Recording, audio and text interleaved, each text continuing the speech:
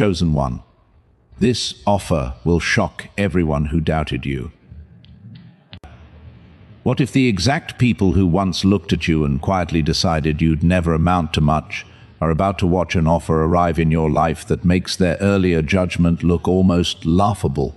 What if the timing of what's coming was specifically arranged so that the very people who doubted you loudest would be standing close enough to witness it happen? I want you to actually sit with that possibility tonight, because this isn't about revenge or bitterness. It's about something being offered to you that's simply too significant to explain away, arriving right when it would matter most. You've probably carried specific words for years, haven't you?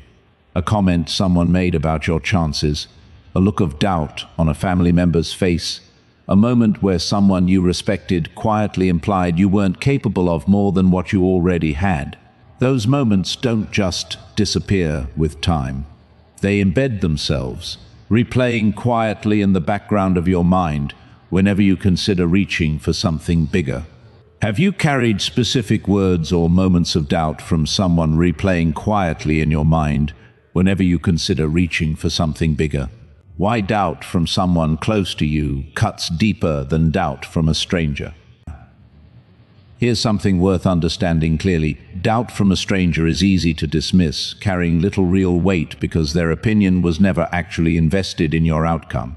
But doubt from someone close, someone whose belief should have mattered, someone who watched you grow up or worked alongside you for years, cuts far deeper, precisely because it carries the weight of supposed familiarity, supposed knowledge of your actual capability. Why do you think the doubt from people close to you has affected you more deeply than doubt from anyone else ever could? Why this offer isn't about proving them wrong, even though it will. Here's something important, worth clarifying immediately. What's coming toward you isn't designed primarily to prove your doubters wrong, even though it genuinely will. It's designed because you were always capable of receiving it, regardless of whether anyone around you ever believed that. The vindication is simply a side effect of something that was always true about you, not the actual point of what's about to happen. Can you hold this coming shift as confirmation of your own genuine worth, rather than making the vindication itself the primary goal? Why your hardest seasons were quietly qualifying you for this exact offer. Here's something worth recognizing with real significance.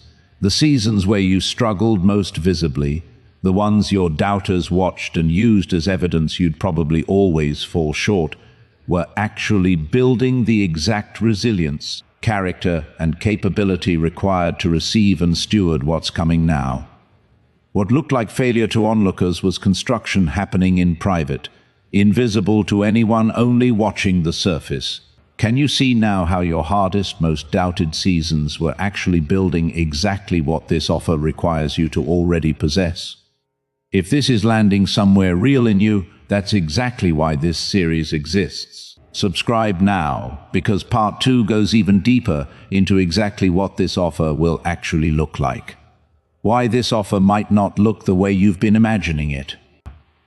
Here's something worth preparing for. Honestly, what's coming might not arrive as the exact dramatic scenario you've pictured in your mind.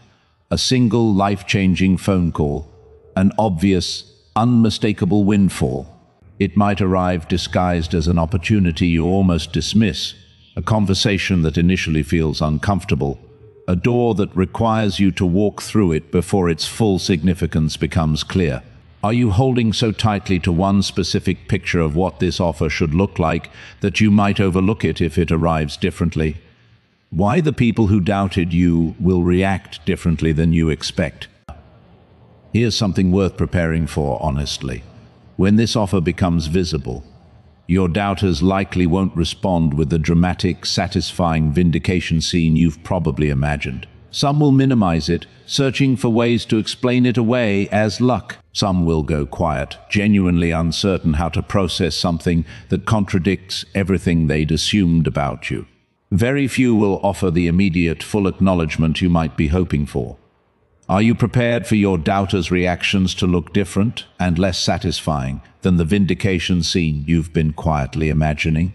If this is landing somewhere real, that's exactly why this series exists. Subscribe now, because part 2 continues exploring exactly how to navigate these reactions with genuine grace. Why you don't need their full acknowledgement for this to be complete. Here's something worth releasing tonight. The need for your doubters to fully, explicitly acknowledge how wrong they were before you're allowed to feel this offer is genuinely real and significant. Their acknowledgement, or lack of it, doesn't actually change the reality or the weight of what's happening in your life. You are allowed to receive this fully, regardless of whether they ever offer you the specific words you've been quietly hoping to hear. Can you receive this offer as fully real and significant, regardless of whether your doubters ever explicitly acknowledge how wrong they were?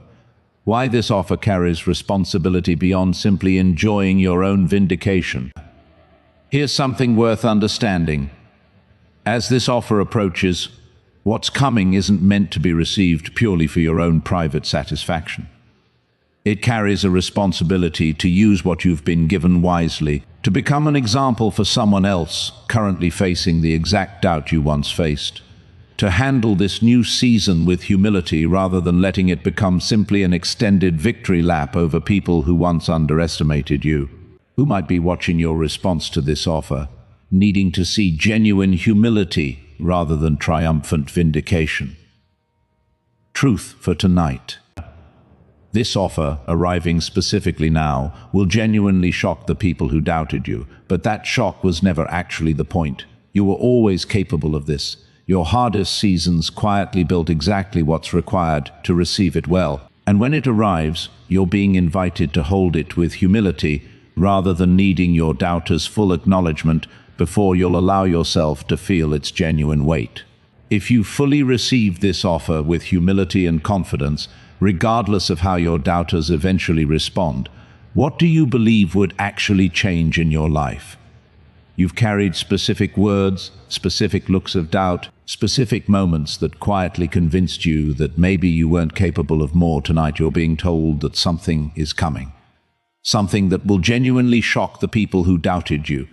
Not because vindication is the point, but because you were always capable of receiving it. This is only part 1.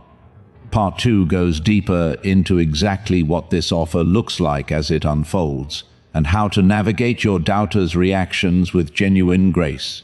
If this message reached something real in you tonight, don't let it end here. Subscribe now, because part 2 continues exactly where this left off. They doubted you. Now let them watch what you actually become. In part 1, we talked about the specific words and doubtful looks you've carried for years, and why this coming offer was never really about proving anyone wrong, even though it genuinely will. So today, let's go further. What does this offer actually look like as it unfolds, practically? And how do you navigate the complicated reactions from the people who doubted you, without losing your own peace in the process? Are you ready to see this play out in real detail? Here's what tends to happen. Even after someone accepts that something significant is coming, they spend so much energy imagining how it will unfold, rehearsing conversations with their doubters, picturing the exact expression on someone's face, that they exhaust themselves emotionally before the actual moment ever arrives. That rehearsed anticipation can leave you drained, anxious, and oddly disappointed, even when the real moment finally does show up. Have you spent so much energy imagining how this moment will unfold that you've exhausted yourself before it's even arrived? Why this offer often arrives quietly before it becomes obvious to everyone else. Here's something worth understanding about how this actually tends to unfold. Significant offers rarely announce themselves loudly from the very first moment. They often arrive quietly, through a conversation that doesn't initially seem monumental. A decision that requires trust before its full weight becomes visible.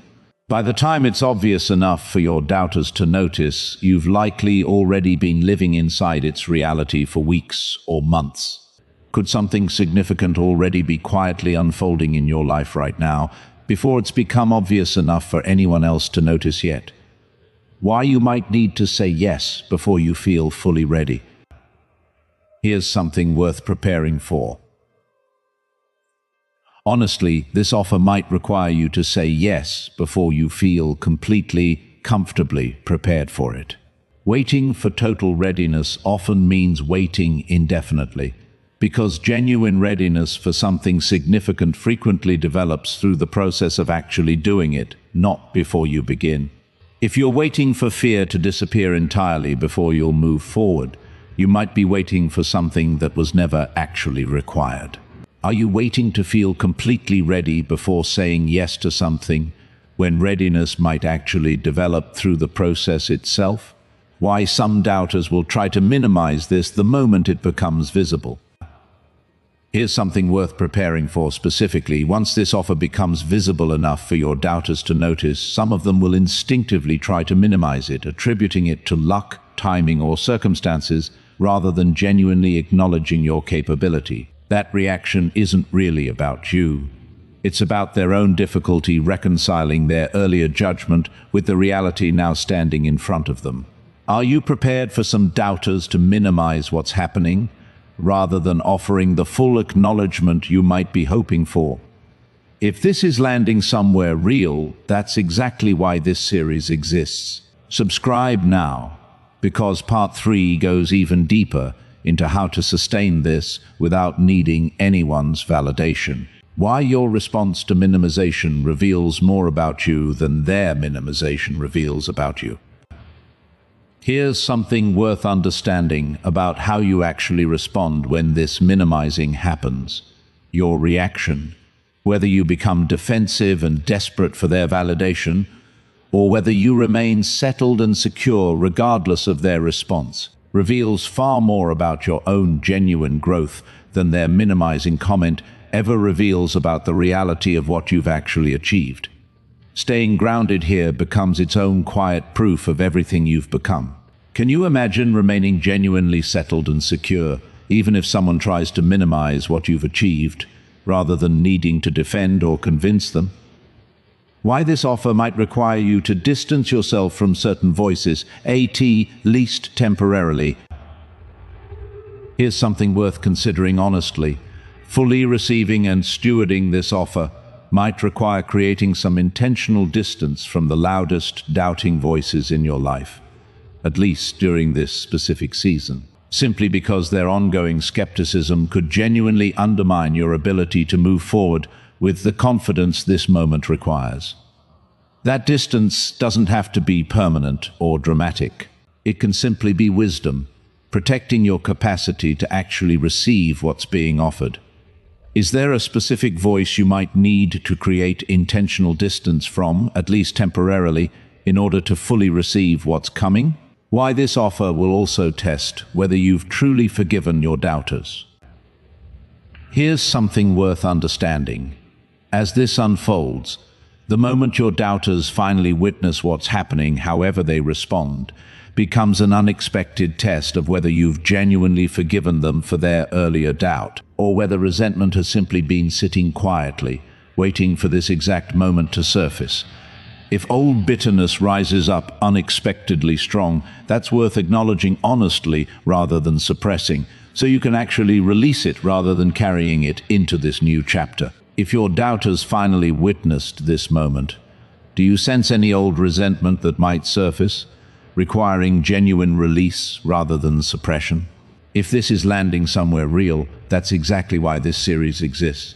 Subscribe now, because part 3 continues exploring exactly how to fully release resentment and sustain this new season with genuine peace. Why some doubters will surprise you with genuine, humble acknowledgement. Here's something worth holding on to with real hope. Amid all this preparation for difficult reactions, not every doubter will respond with minimization or discomfort. Some, genuinely surprised by their own earlier misjudgment, will offer real, humble acknowledgement, admitting honestly that they underestimated you. Those moments, when they happen, are worth receiving fully and graciously, without needing to rub their earlier doubt back in their face. Who among your doubters do you sense might actually surprise you with genuine, humble acknowledgement once this offer becomes visible? Truth for today. This offer will likely arrive quietly before it becomes obvious, may require your yes before you feel fully ready, and will produce a range of reactions from your doubters, minimization from some, genuine humility from others. Your own response: staying grounded rather than needing their validation, releasing old resentment rather than carrying it forward, becomes its own quiet proof of how far you've genuinely come. If you approach this entire unfolding with grounded confidence rather than anxious anticipation of everyone's reaction, how differently would you experience it when it finally arrives? You've learned something today that prepares you for the actual, complicated reality of this offer unfolding, that it often arrives quietly, that some doubters will minimize while others surprise you with genuine acknowledgement, and that your own grounded response matters more than any single reaction from anyone watching. Stay grounded, stay ready to say yes, even before you feel fully prepared. There's more ahead. Part 3 goes into how to fully release old resentment and sustain this new season with genuine peace, regardless of how anyone responds. If this message is helping you move forward, subscribe now, because Part 3 continues exactly where this left off. Say yes. Let them react however they react. This was always yours to receive. Chosen one, this offer will shock everyone who doubted you.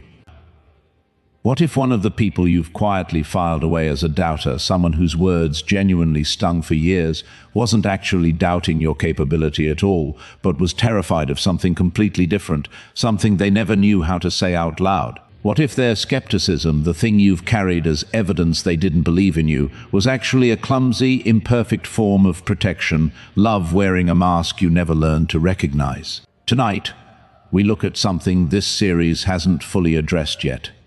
The possibility that one specific person on your list of doubters doesn't actually belong there at all. You've probably grouped all your doubters together in your mind, treating their skepticism as essentially the same thing, coming from the same place, deserving essentially the same eventual response. But there's a chance one specific person on that list, maybe a parent, maybe an older sibling, maybe someone who watched you struggle up close, wasn't actually questioning your capability the way the others were.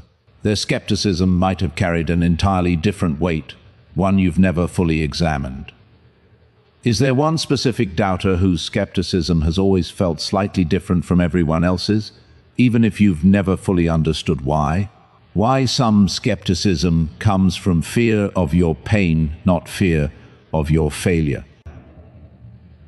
Here's something worth understanding clearly about a specific kind of skepticism that's easy to misread.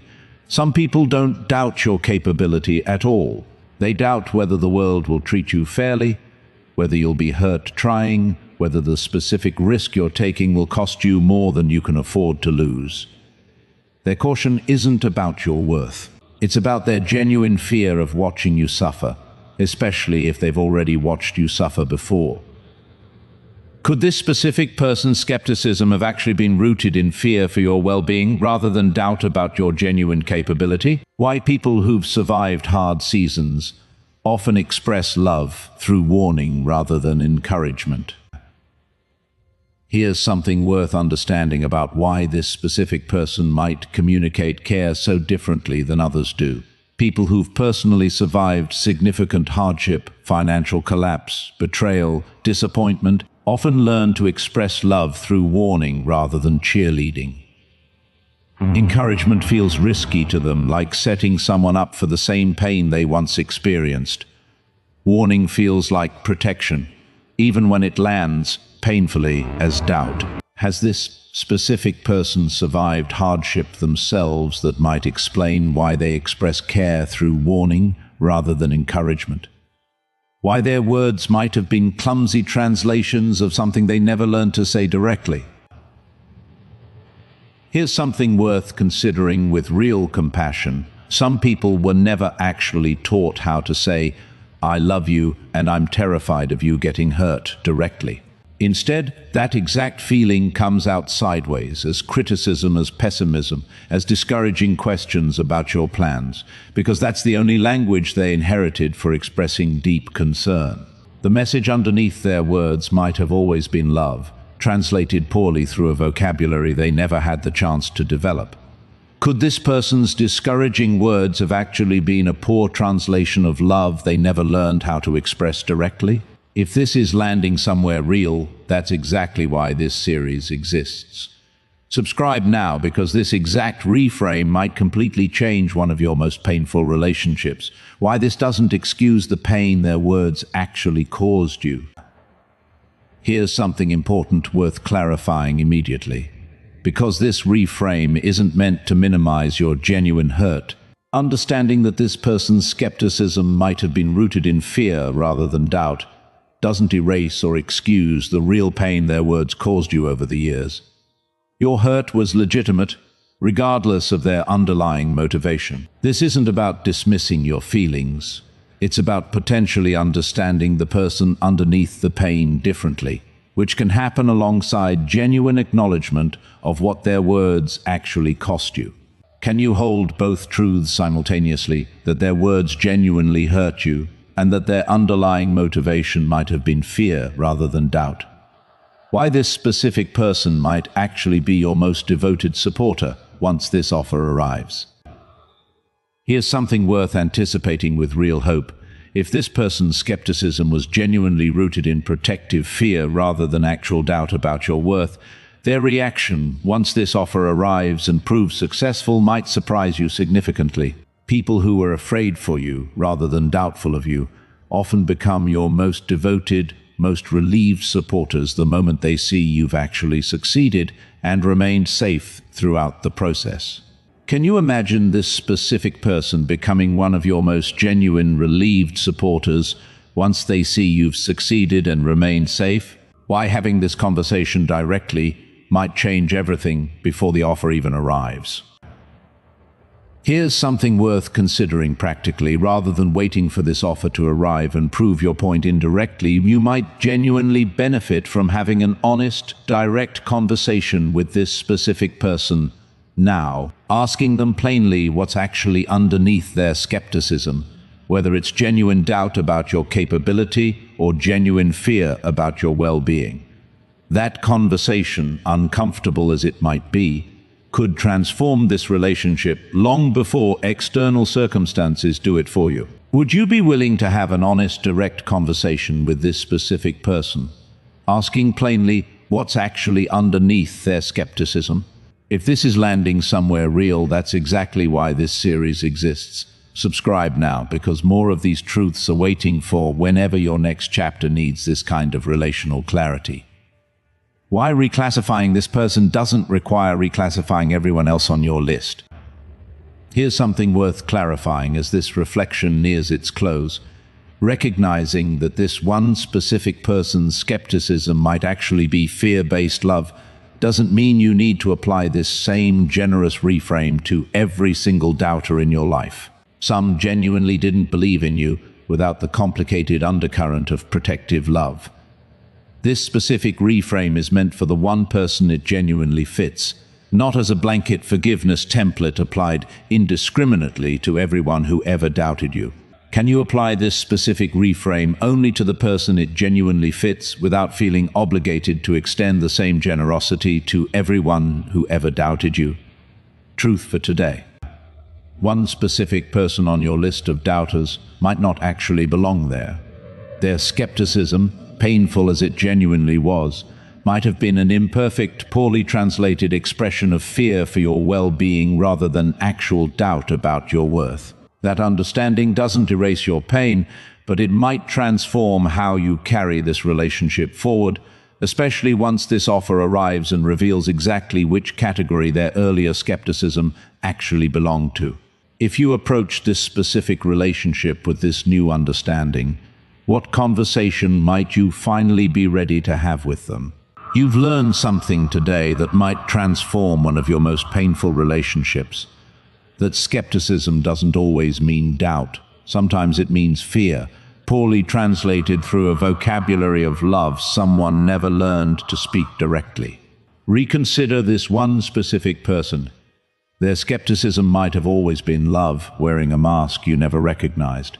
If this message reached something real in you today, don't let it end here. Subscribe now, because more of these messages are coming exactly when you need them most. Not every doubter doubted you. Some were simply afraid for you. Now you finally understand the difference. What if the exact pattern you're living through right now, doubted by your own people before being honored somewhere else entirely, isn't a modern coincidence at all, but a pattern so old, so consistent throughout history, that it was actually named directly, thousands of years ago, in words still spoken today? What if understanding this ancient pattern changes not just how you feel about your doubters, but how you understand the entire timing of everything this series has been describing? Tonight, we close this journey by tracing your exact experience back to something Jesus himself said directly about being rejected by his own before being honored everywhere else. You've probably felt this specific confusion before. The sense that people who should have recognized your worth most easily, family, close friends, people who watched you grow, was somehow the hardest to convince, while people with far less history, far less reason to actually believe in you, seem to recognize your capability far more readily. That specific confusion, being undervalued exactly where you expected to be most understood, carries a unique kind of ache. Have you felt that specific confusion, being undervalued exactly by the people who should have understood you most easily? The specific words spoken about a prophet without honor in his own country. Here's something worth understanding clearly tonight, a direct statement recorded from Jesus' own life. He said plainly that a prophet is not without honor except in his own country, and among his own relatives, and in his own house. He spoke this specifically after experiencing exactly what you've been experiencing, rejection and skepticism from the people who'd known him longest, his own hometown, his own family, people who looked at him and saw only who he used to be rather than who he'd actually become. Does it change something in you realizing this exact pattern was named directly, thousands of years ago, by someone who lived it himself? Why familiarity often blinds people to genuine growth more than distance ever could. Here's something worth understanding about why this specific pattern exists so consistently. Familiarity, ironically, often blinds people to genuine transformation more effectively than distance ever could. The people who've known you longest carry the heaviest archive of memories, the specific mistakes, the specific struggles, the specific version of you frozen at your hardest moment. That archive, however lovingly intended, makes it genuinely harder for them to update their perception compared to someone meeting you fresh, without that accumulated history clouding their view. Can you see how your family's extensive history with you might actually make it harder, not easier, for them to recognize your genuine growth? Why he didn't stop his ministry because of this rejection. Here's something worth understanding about how he actually responded to this exact rejection, offering you the precise pattern worth following tonight. He didn't abandon his calling because his hometown doubted him. He didn't spend years trying desperately to win over exactly the people who refused to see him clearly. He simply continued faithfully into exactly what he was meant to do, allowing their rejection to remain their limitation rather than letting it become his derailment. Can you commit to continuing faithfully into your own calling the way he did, rather than letting this specific rejection derail your progress? If this is landing somewhere real, that's exactly why this series exists. Subscribe now, because more of these truths are waiting for whenever your next season needs this kind of grace. Why his honor ultimately came from far beyond his own hometown. Here's something worth understanding about the actual eventual outcome of this exact pattern. The honor, the recognition, the genuine acknowledgement of who he truly was, ultimately came from far beyond his own hometown, spreading across regions, across generations, across the entire world, eventually reaching people his original doubters could never have imagined. His significance was never actually limited by the small familiar circle that initially failed to recognize it. Could your own significance similarly extend far beyond the specific circle that's currently struggling to fully recognize it? Why this pattern suggests your audience was never meant to be limited to your original doubters. Here's something worth understanding as genuine, expansive hope. If this ancient pattern holds true in your own life the way it's held true throughout history, your genuine impact, your genuine honor, was never actually meant to be limited to convincing your original doubters specifically. It extends outward, touching people entirely outside that original circle, people who will recognize and value what you offer without needing the same difficult convincing your hometown required. How might your genuine impact already be extending toward people entirely outside your original circle of doubters? If this is landing somewhere real, that's exactly why this series exists. Subscribe now, because there's more waiting for whenever your next chapter needs this kind of expansive hope. Why this doesn't mean you should stop loving or engaging your original doubters. Here's something important worth clarifying immediately, because this pattern could easily be misunderstood as permission to abandon difficult relationships entirely. Recognizing that your honor won't primarily come from your original doubters doesn't mean you should stop loving them, stop engaging them, stop hoping for their eventual understanding. It simply means your entire sense of worth and purpose doesn't have to remain hostage to their specific timeline of acceptance. Can you continue loving and engaging your original doubters while no longer making your worth entirely dependent on their specific acceptance? Why this entire 5-part journey was building toward exactly this understanding. Here's something worth recognizing as this entire series reaches its true conclusion. Everything across these 5 parts, the specific words you've carried, the practical unfolding of this offer, the release of resentment, the reconsideration of one misclassified doubter, and now, finally, this ancient pattern of rejection before honor, was building toward exactly this understanding. Your worth was never actually determined by your original circle's recognition, and your honor, when it fully arrives, will likely extend far beyond anyone you originally expected to witness it. Looking back across this entire journey, can you see how every part was preparing you for this exact final understanding, the final truth? Being doubted by your own people before being honored elsewhere isn't a modern anomaly, a personal failure, or evidence that something is genuinely wrong with your story. It's an ancient, consistent pattern, named directly by Jesus himself, who lived through exactly this rejection and continued faithfully anyway, eventually receiving honor that extended far beyond anyone who originally doubted him. Your story is following the exact same shape, and your honor, when it fully arrives, will likely extend just as far. If you fully understood your own story through this ancient pattern, rejection before honor, familiar circles before wider recognition, how would that change the confidence with which you continue forward? Series finale. You've walked through this entire 5-part journey, from carrying specific words of doubt for years, through learning how this offer unfolds practically, through releasing resentment and reconsidering one misclassified doubter, and now finally understanding your exact experience through an ancient, consistent pattern that Jesus himself lived through first. They doubted you in your own house among your own people. But honor, when it comes, was never meant to stay contained there. If this series meant something real to you, don't let it end here. Subscribe now, because there's always another message waiting for exactly the moment you need it most. And this channel isn't finished showing up for you yet. Rejected in your own house, honored everywhere else. Now you finally understand the pattern.